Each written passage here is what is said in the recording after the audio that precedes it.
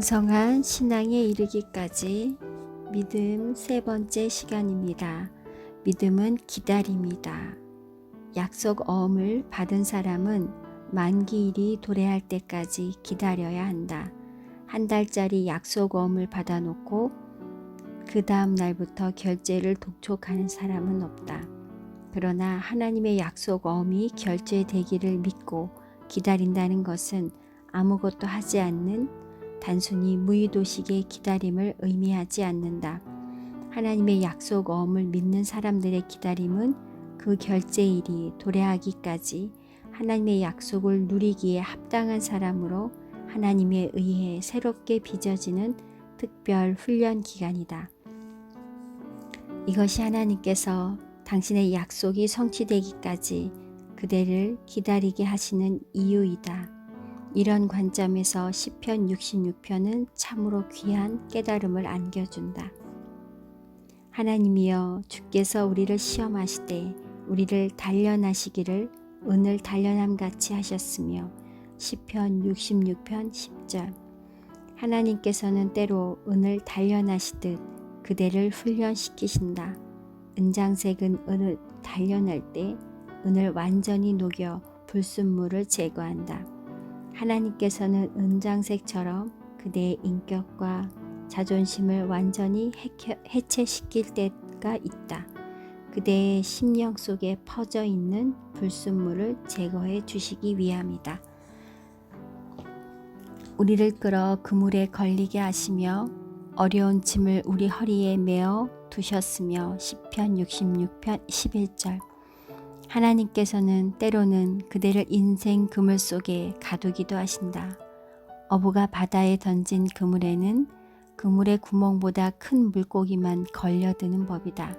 작은 물고기는 그물에 걸려들어도 구멍을 통해 빠져나간다.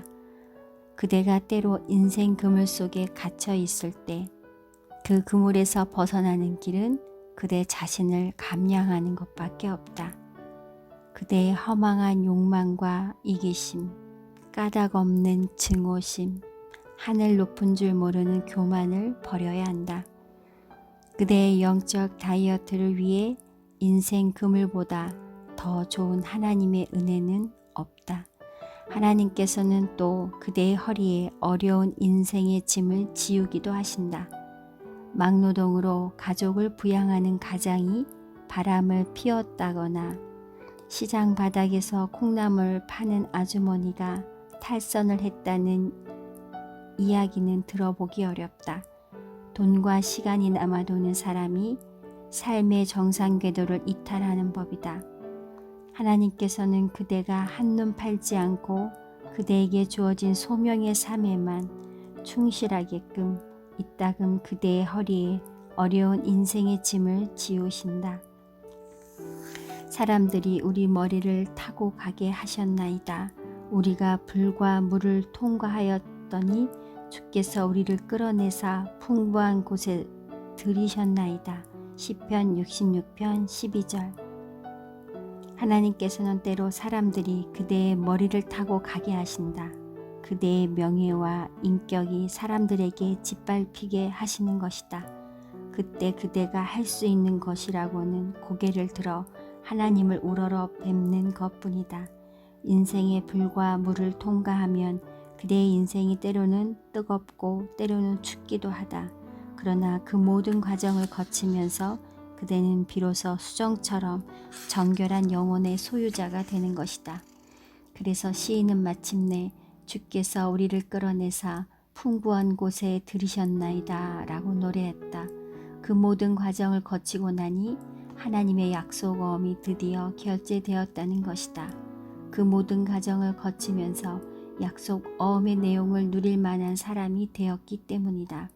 그래서 하나님께서는 그대로 하여금 결제일이 이르기까지 기다리게 하시고 그때까지 그대의 영적 체질과 삶의 패턴을 새롭게 빚어주신다.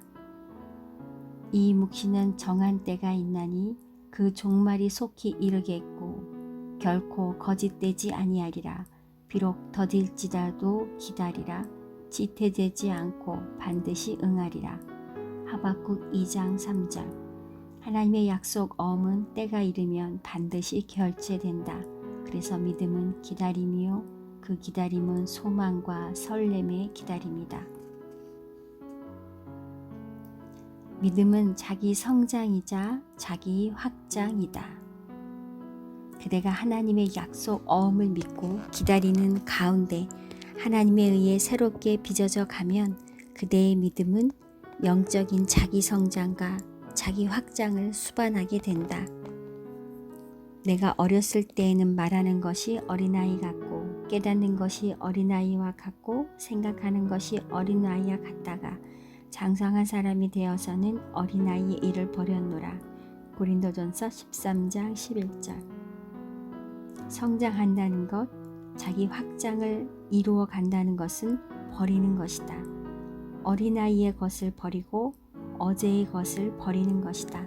나이가 들어도 어린아이와 어제에 머물러 있으려 하면 자기 성장이나 자기 확장은 커녕 미숙하고 유치한 인간으로 살아갈 수밖에 없다. 기독교와 관련된 소설을 쓰기는 했지만 정작 본인은 주님을 영접하지 않고 세상을 떠난 원로 작가가 있었다. 그분은 성경에 대해서도 해박한 지식을 지니고 있었다. 그분 생전에 그분과 식사를 하면서 왜 성경과 기독교에 지대한 관심을 가지고 있으면서도 주님을 믿지는 않는지 그 이유를 여쭈어 보았다. 그분은 성경이 처녀가 아이를 낳았다고 억지를 부리기 때문이라고 대답했다. 결혼한 여자가 낳는 아이가 구세주가 되었다 해도 될 것을 굳이 예수가 처녀의 몸에서 태어났다고 억지를 부리니 자신의 상식으로는 도저히 받아들일 수 없다는 것이었다. 그분은 하나님에 대해 완강한 자기 틀을 지닌 분이었다. 피조물인 자신과 창조주이신 하나님의 차이를 인정하지 않는 틀이었다. 그분은 그 틀을 버리지 못해 성경에 대한 해박한 지식을 지니고 있으면서도 끝내 믿음의 사람이 되지는 못했다. 자기 사고방식의 틀을 버려버리면 천지를 창조하신 하나님께서 처녀 마리아로 하여금 예수님을 낳게 하시는 것은 조금 더 어렵거나 이상한 일이 아님을 알게 되고 그때부터 영적인 자기 성장과 자기 확장이 가능해진다. 그러므로 그리스도인은 하나님을 향해 철저하게 열려있는 동시에 어제의 자신을 과감하게 버릴 수 있어야 한다. 동방 박사들은 별을 보고 유대인의 왕이 곧 탄생하실 것을 알았다. 그들은 별을 통한 계시를 쫓아 예루살렘으로 찾아가 왕의 탄생지를 물어보았다.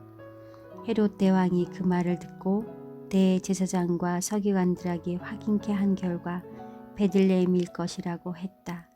헤롯 대왕은 동방 박사들에게 그들이 찾아온 아기를 베들레헴에서 정말 만나게 되면 자기도 경배할 수 있도록 자기에게 알려달라고 했다. 그러나 실은 경배하려 함이 아니라 자기 위에 왕이 태어났다고 하니 아예 죽여버리기 위함이었다. 동방 박사들이 아기 예수님을 만나 경배드린 날 밤 하나님의 계시가 이번에는 그들의 꿈을 통해 임했다.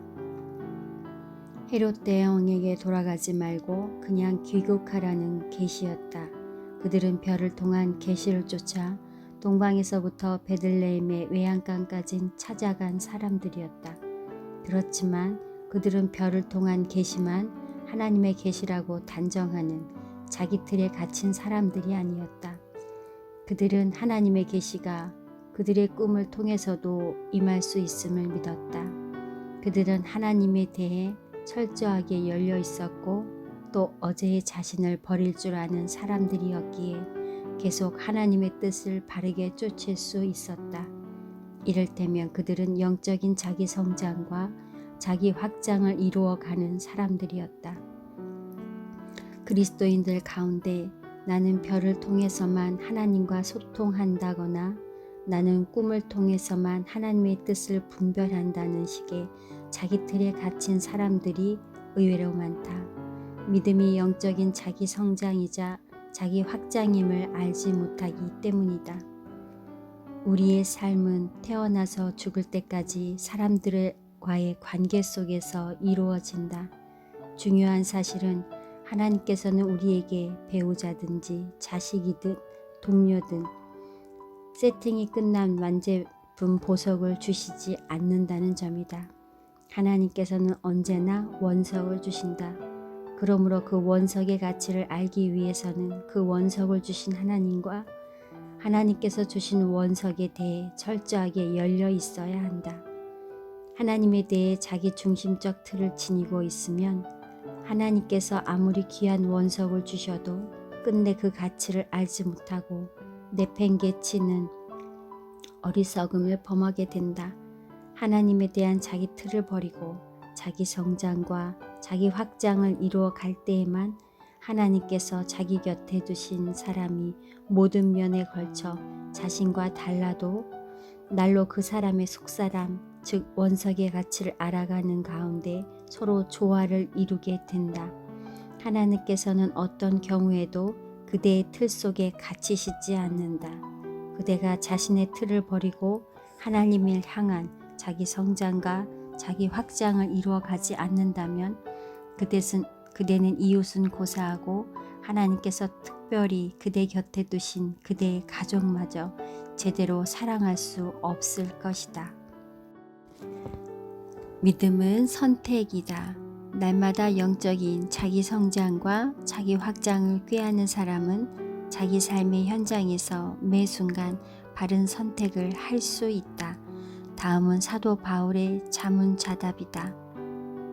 내가 지금 사람들의 마음을 기쁘게 하려고 하고 있습니까? 아니면 하나님의 마음을 기쁘게 해드리려고 하고 있습니까?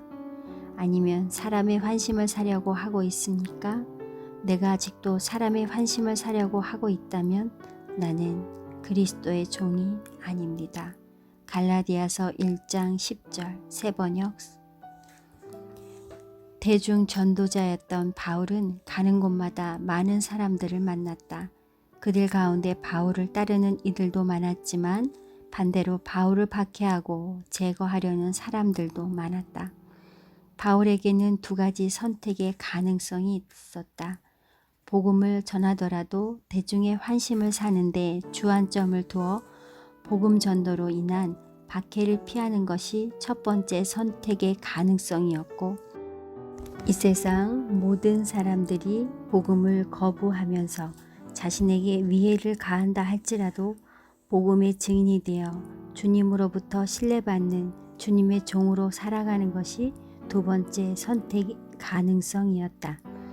바울은 그 두 가지 선택의 가능성을 놓고 자신이 사람들을 기쁘게 하려 하는지 아니면 하나님을 기쁘게 해드리려는지 자문하면서 만약 자신이 사람의 환심을 사려고 한다면 자신은 그리스도의 종이 아니라고 단호하게 자답하였다. 바울의 믿음은 선택이고 그 선택은 바른 선택이어야 함을 알고 있었다. 하나님께서 인간에게 주신 자유의지는 선택에 대한 자유의지였다. 하와는 선악과를 먹지 말라는 하나님의 명령을 선택할 수도 있었고, 선악과를 먹고 하나님과 같이 되라는 사탄의 유혹을 선택할 수도 있었다. 그 두 가지 선택의 가능성 가운데 하와는 후자를 선택하였다.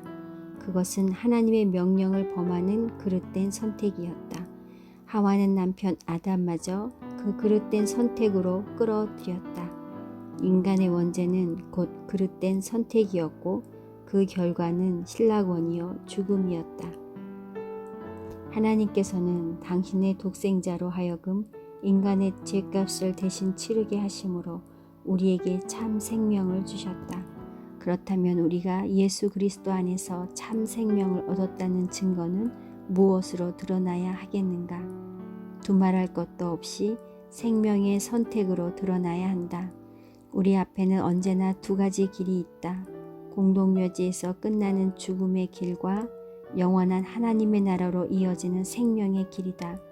생명을 지닌 사람만 생명의 길을 선택할 수 있다. 생명과 죽음은 어떤 경우에도 함께할 수 없는 탓이다. 예수님께서 말씀하셨다.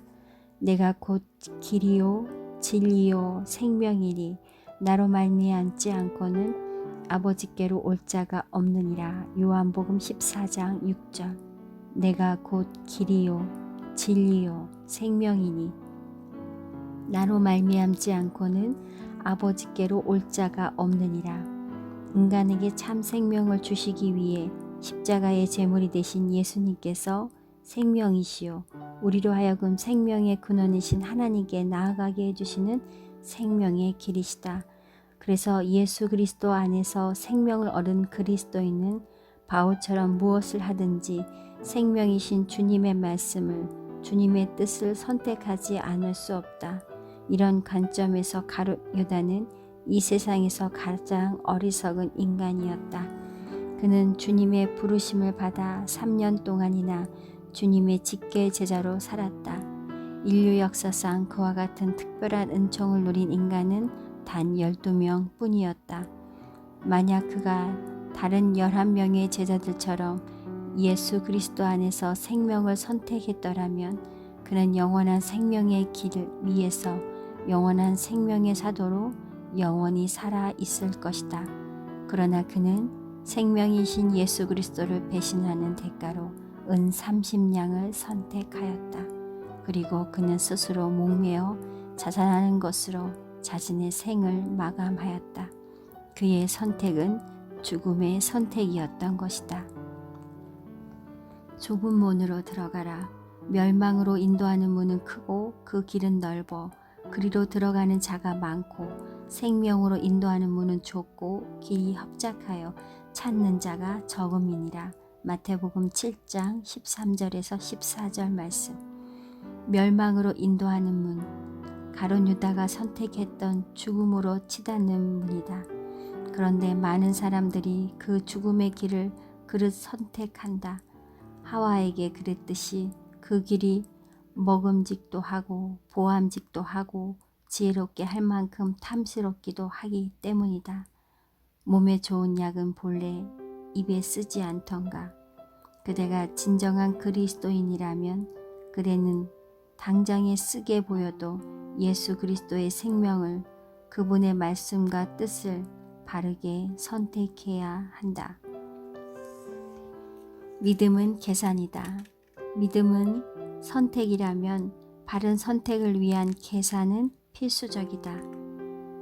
그러므로 누구든지 이 계명 중에 지극히 작은 것 하나라도 버리고 또 그와 그같이 사람을 가르치는 자는 천국에서 지극히 작다 일컬음을 받을 것이요 누구든지 이를 행하며 가르치는 자는 천국에서 크다 일컬음을 받으리라.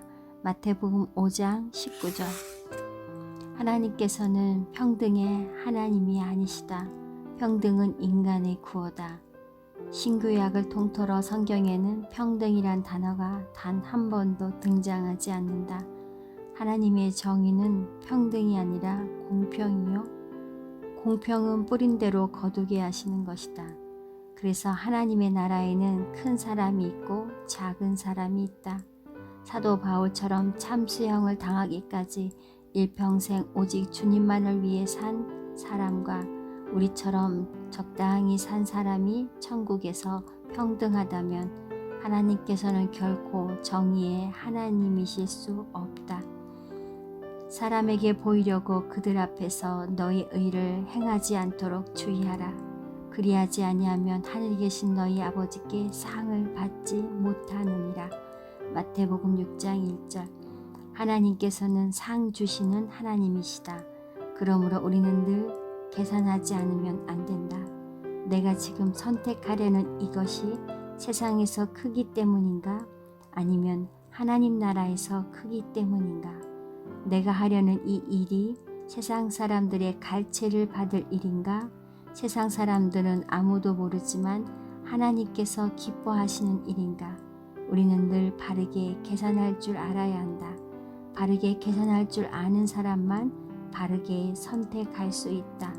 바른 계산이 가능하려면 주님의 계산법을 숙지하고 있어야 한다.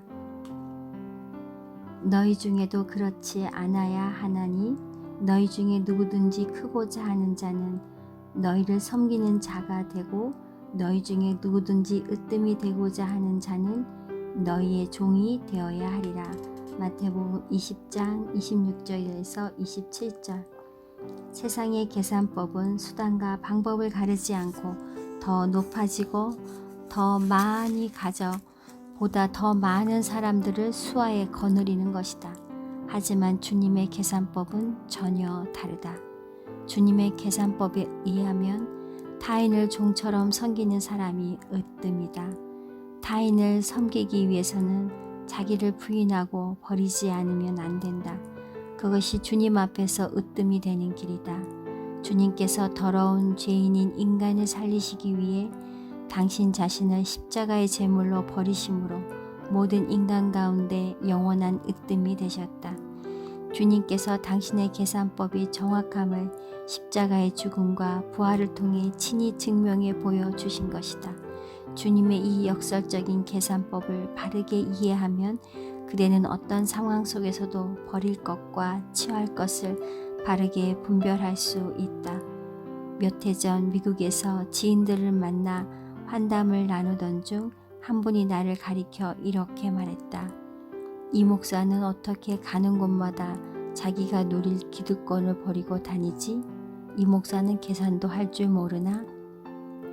그 말에 아무도 대꾸를 하지 않자 잠시 후 그분이 다시 혼잣말처럼 말했다. 어쩌면 이 목사가 계산에 제일 밝아서 그런지도 모르지. 그분의 말이 맞았다. 나는 바보가 아니다. 내가 바보여서 스스로 누릴 수 있는 것을 포기하는 것이 아니다. 나는 분명하게 아는 것이 있다. 인생의 승부는 이 세상에서 나지 않는다는 것이다. 인생의 승부는 오직 하나님 앞에서 난다. 하나님의 영원 앞에서는 이 세상의 인생은 물거품이 생겼다가 사라지는 찰나에 지나지 않는다. 그러나 하나님의 나라에서는 영원히 살 것이다. 나는 그때를 바라보며 오늘을 산다. 상 주시는 하나님 앞에 서는 그날을 바라보며 후회 없이 그날을 맞이하기 위해 나는 오늘 이 땅에서 무엇을 버리고 잡아야 할 것인지 계산하며 살아간다.